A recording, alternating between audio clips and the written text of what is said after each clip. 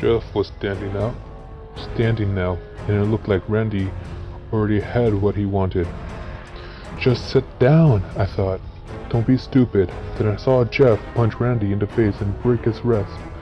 Oh my God, I whispered. When I yelled, "You idiot!" My parents ran down the stairs and asked what happened, and they looked outside and saw what's going on. Jeff had already cut the skinny guy. I think his name was Keith. And he went down screaming. Troy only went down with a single punch. Since my house was across the street from where Jeff and his brother were sitting, with the front of the house having big windows, and we saw the whole thing, or at least I did. My parents came in after the party where Randy stole their wallet, so I didn't know the whole truth. It was disturbing watching Jeff fight. He was enjoying himself too much, and I felt a knot in my stomach, while something was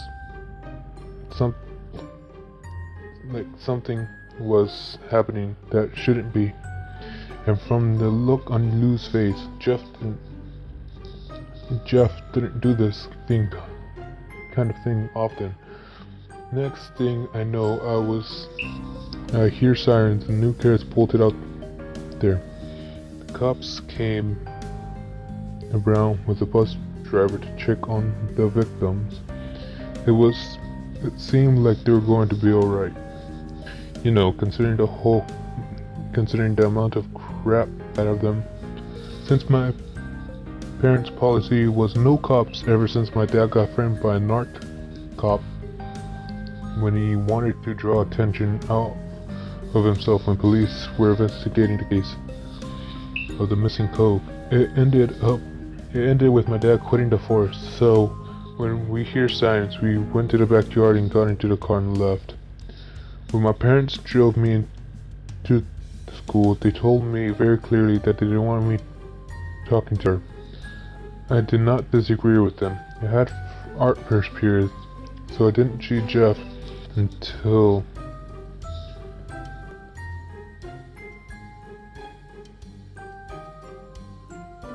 close to the end of school. I can see the colors in my artwork if I think hard enough. But when I try to look at everything now, it seems all gray. I guess that's the price someone pays for losing their innocence. I didn't see Jeff until first period of the day. When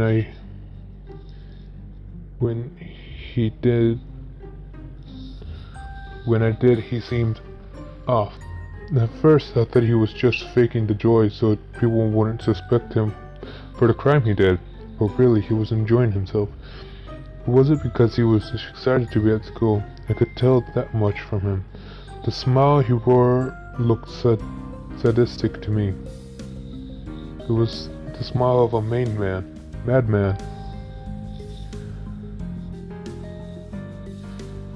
The second that bell rang, I bolted out of those doors as fast as I could. Nobody but me knew what Jeff really was. A freak.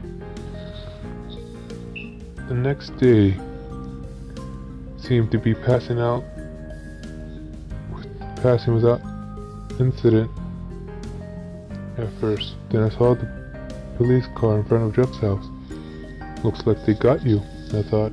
Nobody could have gotten away with something like that, you know, with the neighborhood watch and everything.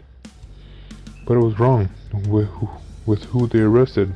Instead of coming out with Jeff like I expected they would, the police came out with Lou, his brother. I was barely forming the thought of Jeff framing his brother from the assault when he came out of the house yelling at you, "Lou, tell him I did it!" I was able to hear his voice this time because the front door was open to my house.